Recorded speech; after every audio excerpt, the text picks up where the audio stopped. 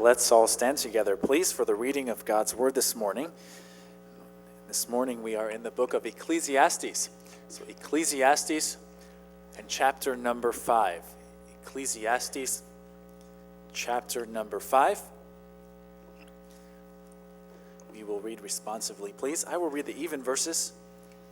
Read the odd verses together, starting in verse number 10. So Ecclesiastes chapter 5, verses 10 through 15.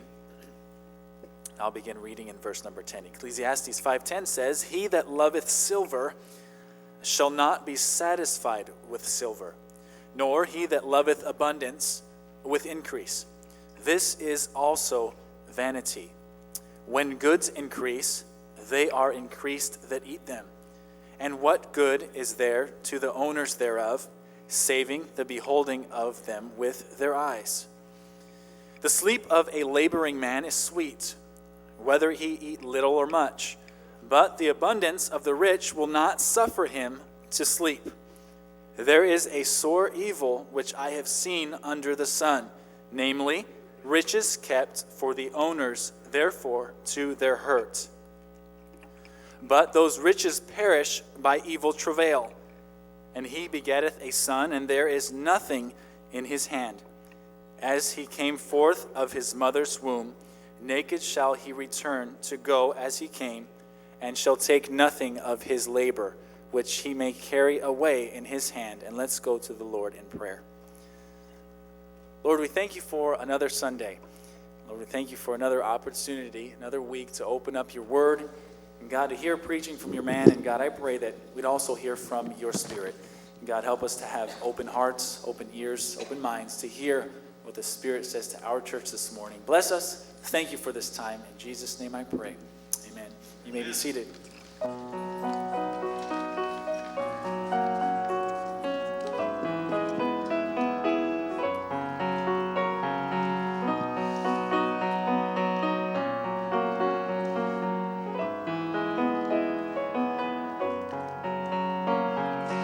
There will be times when you will face a battle oh so strong.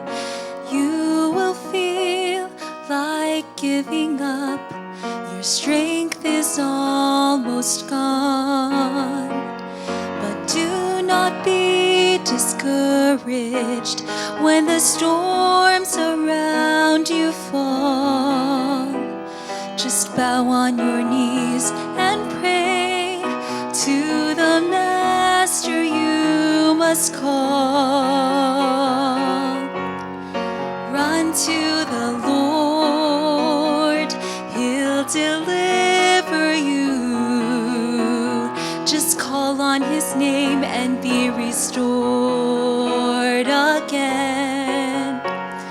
Put your trust in the one who has crushed the power of Satan. Run to the Lord and He'll take care of you.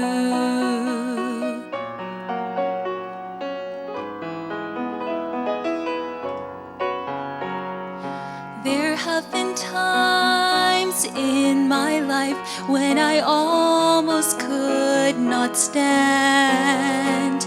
The devil nearly had me in despair, and no one seemed to care. But when I called on Jesus' name, I know He heard my desperate plea. He broke the chains, and that is why I can boldly say, run to the Lord, He'll deliver you. Just call on His name and be restored again. Put your trust in the one who has crushed the power of Satan. Run to the Lord and He'll take care of you. Through all the trials in my life, I'm reminded of and true and faithful. I give him all the praise. Run to the Lord, he'll deliver you. Just call on his name and be restored again. Put your trust in the one who has crushed the power of Satan. Run to the Lord and he'll take care of you. Run to the Lord and he'll take care of you.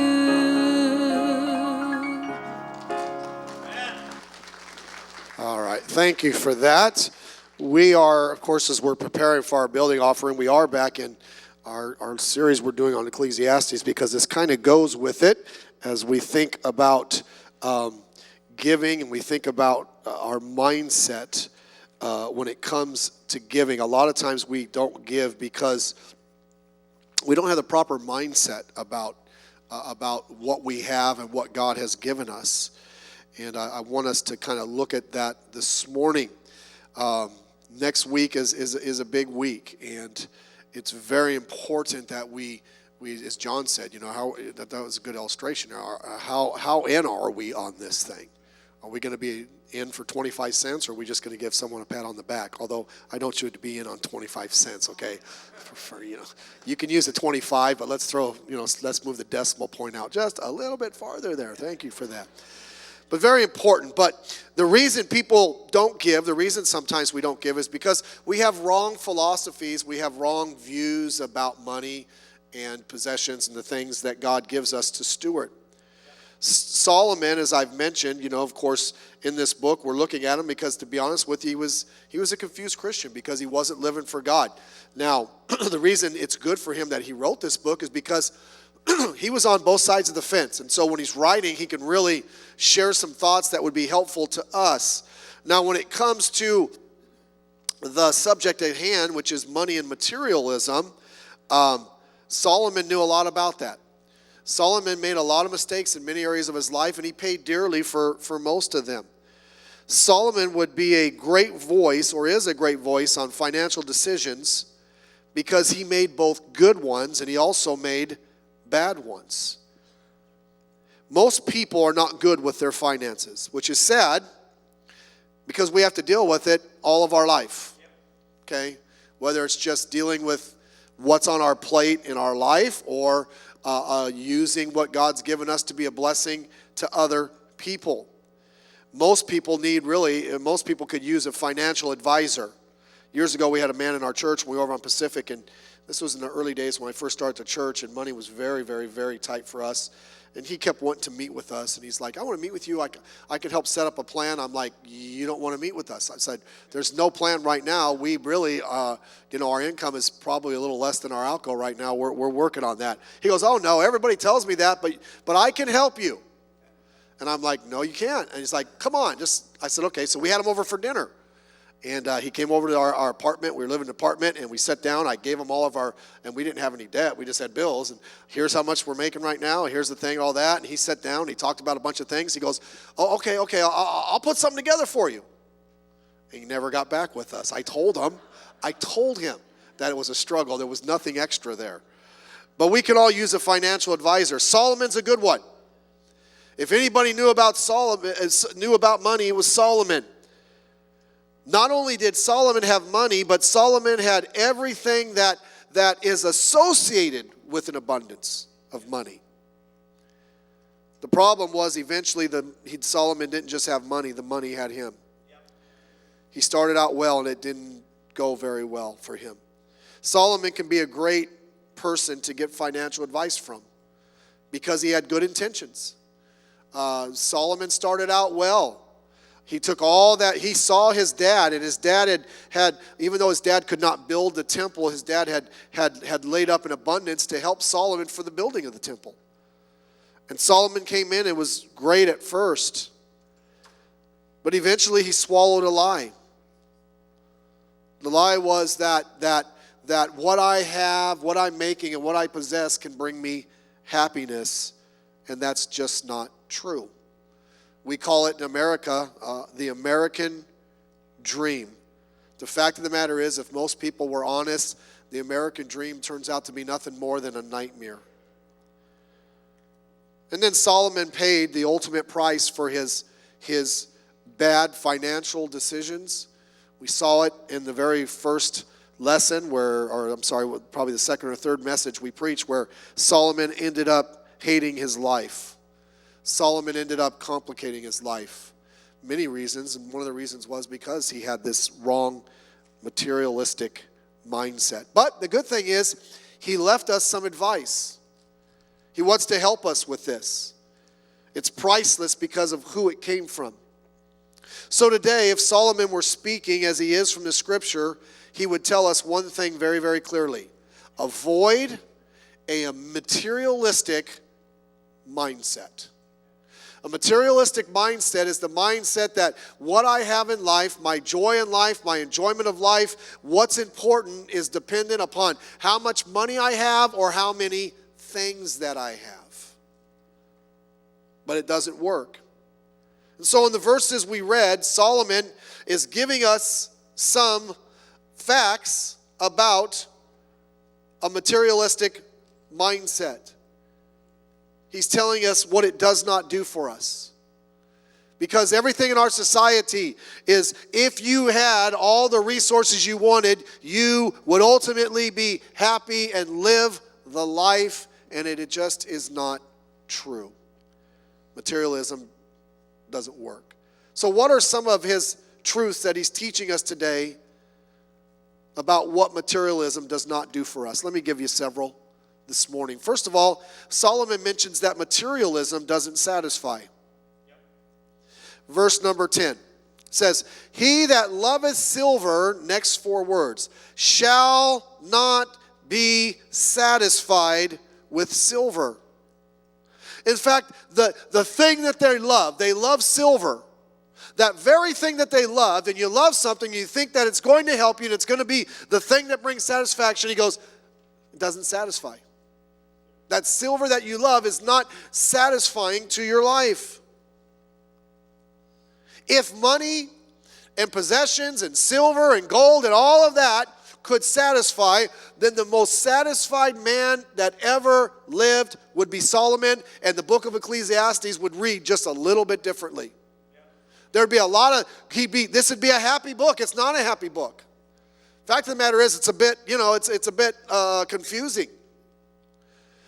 We're trying to get something out of that which it was never designed to give. You may get what you want, but it won't give you what you thought. We chase after something. Why? Because we think that's the end all. That's the prize. That's the goal. This is what I need. And if you happen to get to the end of the rainbow and you grab it and you get it, then you're like, I was duped. I'm still empty. I'm still missing something in my life. Because those things were never meant to satisfy. That's why people do financially irresponsible things. Playing the lotto is not very smart. It's not. There's a pastor in Chicago about 20 years ago, and he used to preach against the lotto. I mean, he preached against it. And then one day his wife won. Got to change the message. And by the way, I've heard people say, man, if I won the lotto, I'd buy you a new church. I don't need a new church. It's already going up. Don't give me your lotto money. Give me the money you have in your pocket, because the lotto money is fictional. Not going to happen. Just like unicorns. It doesn't exist. You have a better chance of getting hit by lightning than winning the lotto. And by the way, you can read story after story of these people that have won the lotto and it's ruined their life. Because money was never meant to satisfy, especially when it's got in an ill-gotten manner. I read a story of a man, his name was Buddy Post, and he won the Illinois lottery.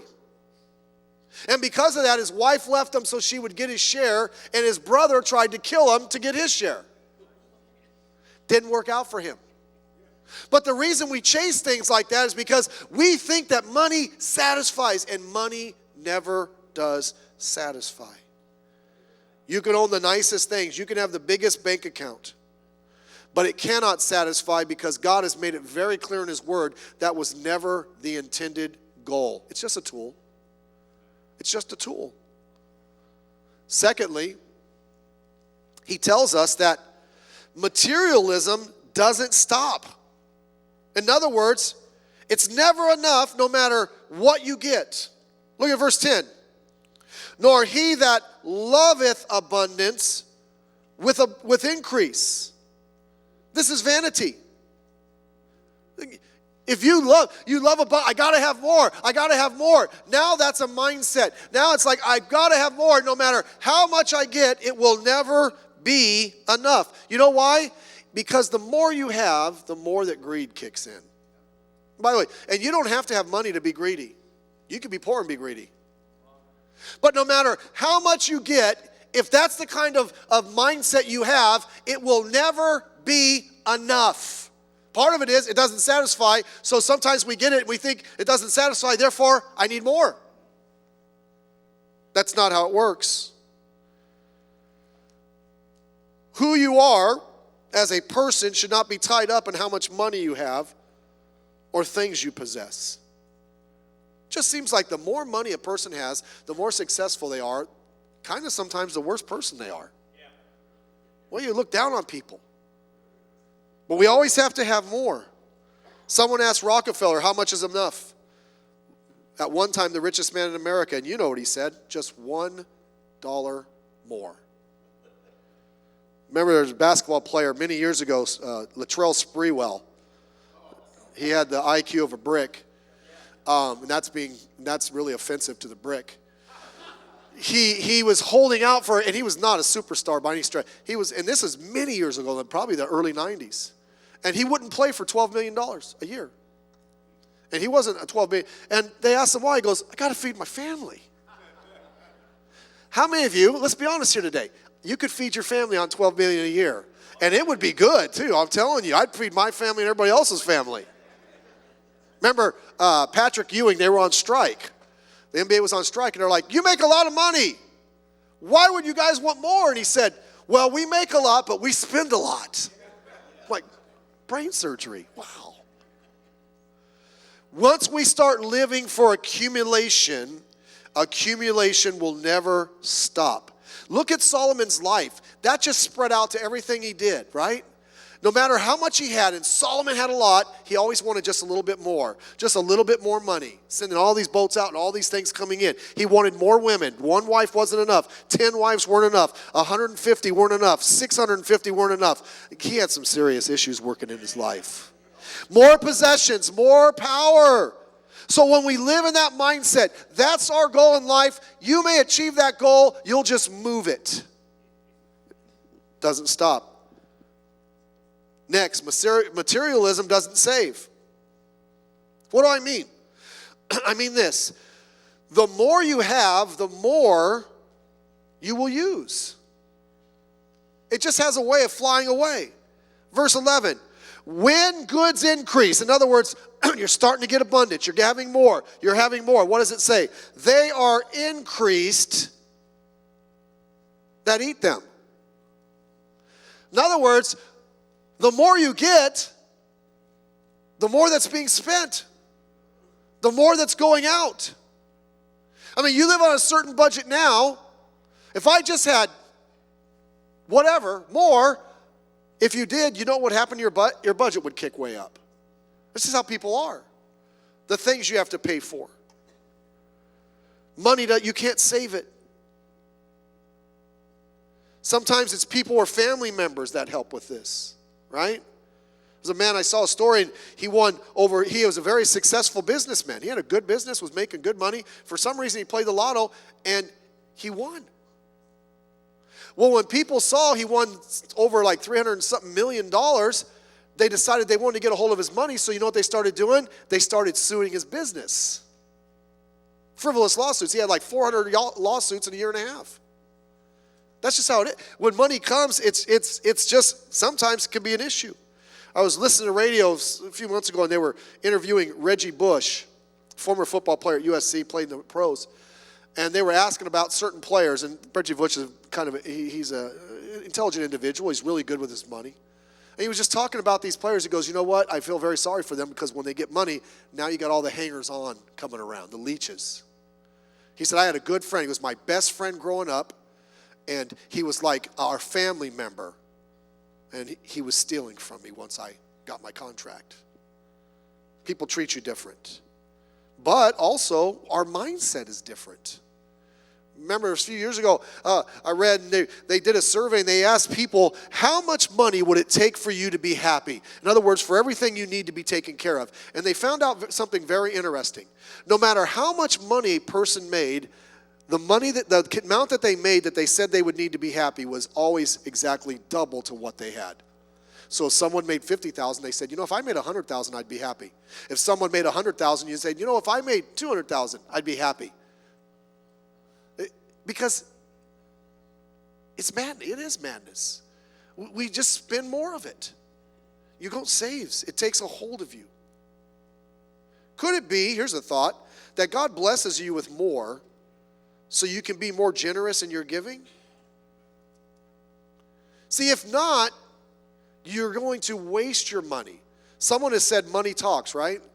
It does. It says goodbye. Okay? But maybe it's God. Look, we've heard the numbers about, it was Charles Wesley.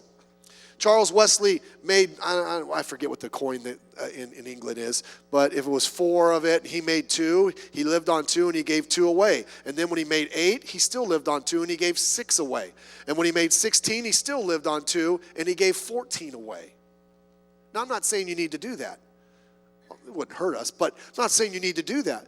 But what it's saying is, no matter what his royalties and his income came, you know what he did? He said, I kept the means of living at a certain level.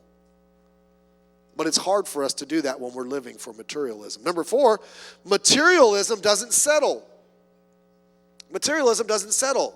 In other words, the payoff doesn't live up to the promise. They're not equal. Verse 11, and what good is there to the owners thereof when they have all this stuff, saving the beholden of them with their eyes? He says, what good is it? You get all this stuff and you know what you do? You don't do anything. It doesn't change anything. You're mostly just looking at it. It's of no value. It's of no good. And the stuff you get is doing nothing. The payoff is never equal to the promise we give to it. It's always less. If it was a math equation, you would have the word payoff and the word promise with the little greater than sign. And the greater part would be on the promise, not on the payoff. It just never does. That amount's not equal. You just sit there and end up looking at what you have. Think of Solomon. Solomon had more stuff than you can imagine. And yet it just sat around. Look, he had 1,000 wives, some substitutes and all that. Listen, we always tell everybody have a date night. He couldn't. He needed a date decade. Okay? Most of the women he probably never saw. All those possessions he had, they're filed away. By the way, isn't that what happens in our country? Okay, look, these storage places. Are you serious? Now, I understand if people are moving and stuff, but some people put all their stuff in there and they never look at it or use it, or I like to throw stuff away. I like an empty garage. Right now it's empty. Now, my family will start working on that, but I'll just go throw it away. But I don't want to, it's like, oh, we got to keep that. No, we don't. We don't need it. We're going to keep that 2 rolls of wrapping paper for Christmas next year. Listen, I'll spend $5 for that space. Plus, it's going to be yellow in it. We might use that, and it's in there for 12 years. It's like, I'm pretty sure we're not going to use it anymore. But we have to have it. Solomon, everything that Solomon's heart wanted, he got it. Everything Solomon saw that twitched in his mind, he got it. Think about what his garage must have looked like. You know why it is? The things we think we need we don't use. He said, I don't believe you. Prove it. Here we go. 2 words. Exercise equipment. It's a multi-billion-dollar industry. And I'm not going to ask you. I could. We should bow our head and close our eyes just for a minute. Every head bowed, every eye closed. If you have a stationary bike, or I'm not going to have you raise your hand, or a treadmill that's in your garage or somewhere in your house and you don't use it, raise your hand. Listen, we'd have revival. Thank you for being on. We'd have revival. Come down to the altar. Listen, by the way, if we just sold all those, we could pay for the building. Okay? But that's how we are, right? It's like, I have to have it. It's going to change my life, Robert. I'm going to be the next cyclist and win the Tour de France. I'll have to drug a little bit, but that's okay. Listen, and it sits there collecting dust. How do you know? We got some bikes in our garage. I got to get rid of them. Tires are flat. It's been so long. My wife bought them, not me. Just kidding. So materialism doesn't settle. The payoff in that is number 5. Materialism doesn't silence. What does that mean? It brings more problems than peace. Look at verse 12. The sleep of a laboring man is sweet. Now, if you can't sleep, that doesn't mean you're not laboring. You could just have issues. Whether he eat little or much, but the abundance of the rich will not suffer him to sleep. Isn't that interesting? We think, man, if I just had all this stuff, life would be so perfect. Well, not if you live in California. Have you seen the tax code? Not if some of these people get elected. Have you seen their tax code? It starts at 70%. It's like, oh, and everything's wonderful. No, the more you have, the more pressure there is sometimes. Plus the pressure of just constantly trying to fight to get it. It does not bring peace. A lot of times it brings problems. Because when we have that kind of mindset, that kind of flows into our families. And then we rather have stuff than have peace with our family. Listen, it's just a problem. We'll not suffer him to sleep. When your life is wrapped up in all of these things, what are you thinking about? What are you worrying about? You know, you play the stock market. There's nothing wrong with investing. Do it smartly, but that's all we're thinking about. That's everything. And it's, oh man, if it goes down, I'm going to, and this, or this is a struggle, or what if this happens? Listen, let's be as responsible as we can, but let's not worry about it. The reason we worry about it is because we attach too much to it. We're too emotionally attached to our stuff, and that's where the worry comes from. And the thing we thought would have brought us peace, joy, and happiness doesn't. I was listening to a radio program many, many years ago, and a former football player, Michael Strahan, he had just went through a really, really, really very expensive divorce. I think his wife got like $150 million. The guy asked him, he goes, man, he goes, that was expensive. What do you think about that? He goes, it was worth every penny. Okay, now I don't want to ask any more questions. Just move on from there. Sounds to me like his money didn't bring him peace. Doesn't silence. Next, materialism does not share.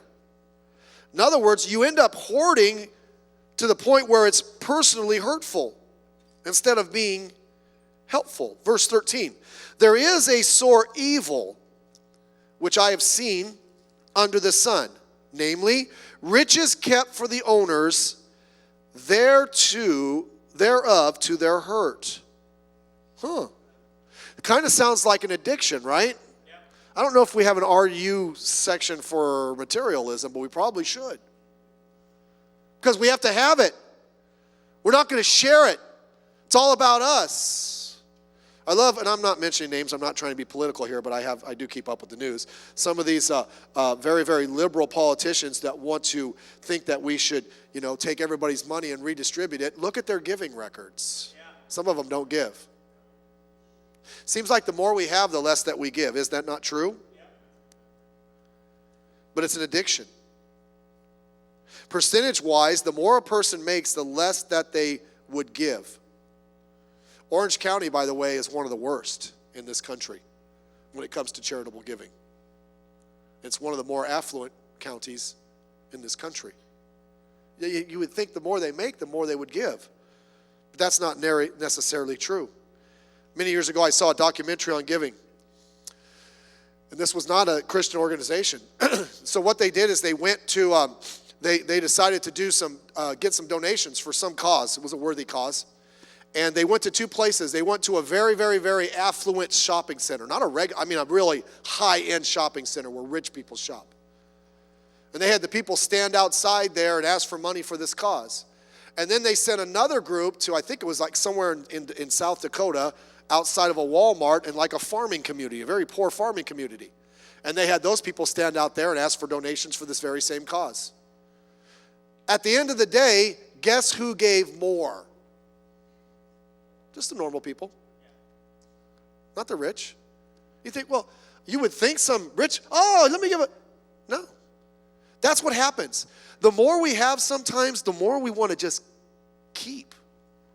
We get less generous because, again, what happens? Our whole life is caught up in accumulation. And when our life is caught up in accumulation, there is no way on earth we're going to give anything away. And by the way, it says that the riches are kept for the owners thereof to their hurt. Well, what do you mean to your hurt? What about all the problems that kind of mentality causes? What about the wrecked relationships and just the kind of person they become? Next, materialism doesn't stay. In other words, the more you have to lose.